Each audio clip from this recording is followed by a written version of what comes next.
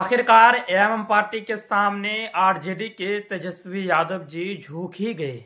दोस्तों, बिहार में जिस तरह से बैरिस्टर सदुद्दीन अवैसी साहब का जलवा देखने को मिला, इसी जलवे को देखने के बाद आरजेडी के तेजस्वी यादव बैरिस्टर सदुद्दीन अवैसी साहब के सामने झुक चुके हैं। पूरी जानकारी इस वीडियो में हम देने की कोशिश करेंगे तेजस्वी यादव जी और बैरिस्टर सदुद्दीन अवैसी साहब के बारे में कि आखिर आरजेडी क्यों बैरिस्टर सदुद्दीन अवैसी साहब के सामने झुक गए बिहार में।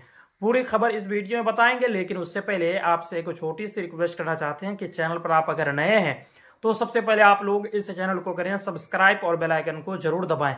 ऑल इंडिया मजलिस इत्तेहादुल मुस्लिमीन से जुड़ी हुई हर एक छोटी बड़ी खबर को हम इस चैनल पर अपलोड करते हैं। आप आसानी के साथ हर एक खबर को देख पाएंगे।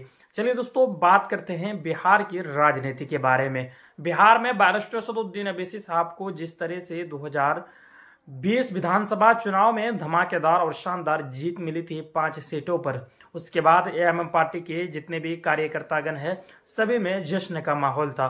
कुछ दिन बाद 4 एमएलए एएमएम पार्टी को छोड़कर आरजेडी में चले गए। उसके बाद सभी लोग यही कह रहे थे कि बिहार में एएमएम पार्टी खत्म हो चुकी है।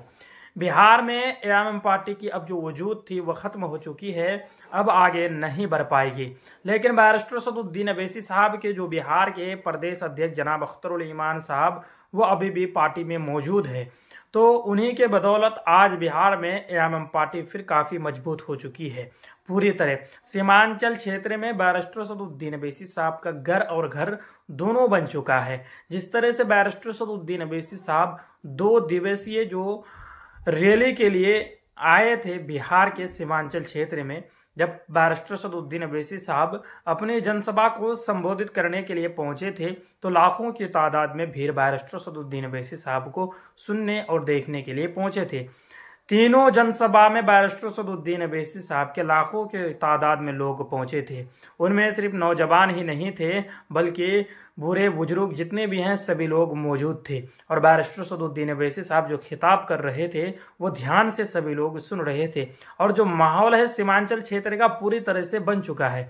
सभी लोग मूड बना लिए हैं इस बार के हम लोग एएमएम पार्टी के उम्मीदवार को चुनाव जिताने का काम करेंगे। इसलिए कि इन लोगों को अगर हम वोट करेंगे आरजेडी या जेडीयू या बीजेपी वालों को, तो ये लोग हमारी जो हक की लड़ाई है वो संसद के अंदर नहीं लड़ते हैं। ये लोग हमेशा खामोश रहते हैं। जिस तरह से हमारे ऊपर जुल्म होते हैं, बिहार शरीफ में एक मस्जिद को जलाया गया, हिंसा जब वहां पे हुआ तो जितने भी बिहार के नेता थे जो सेकुलर बन रहे थे मुसलमानों के पास आकर और मुसलमानों को कह रहे थे कि आपके हक और हुकूक की लड़ाई हम लड़ेंगे, हम मुसलमानों का मसीहा है, लेकिन वो लोग आगे बढ़कर नहीं आए।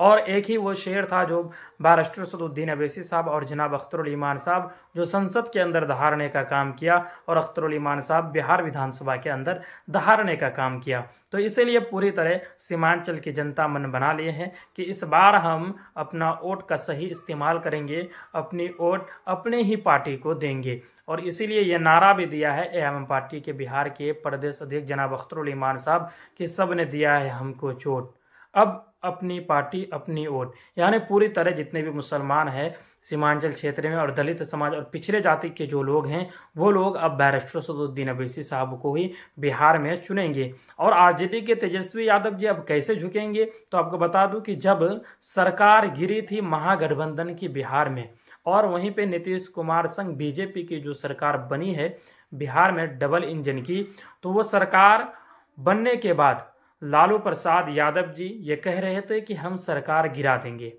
उसे सरकार को गिराने के लिए एएमएम पार्टी के बिहार के प्रदेश अध्यक्ष जनाब अख्तरुल ईमान साहब को फोन किया गया था आरजेडी के तेजस्वी यादव जी के तरफ से और लालू प्रसाद यादव जी के तरफ से। उनसे कहा गया था कि जरूरत पड़ी तो आप अपना समर्थन हमें दीजिएगा, हम बिहार में सरकार बनाने जा रहे हैं।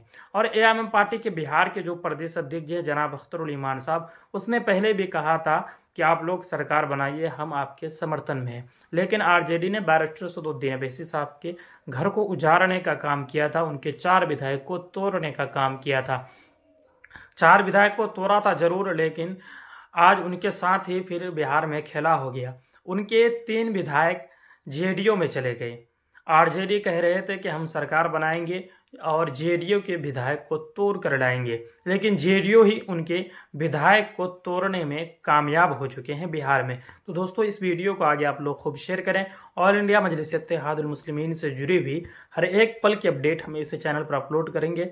आप आसानी के साथ हर एक खबर को देख पाएंगे।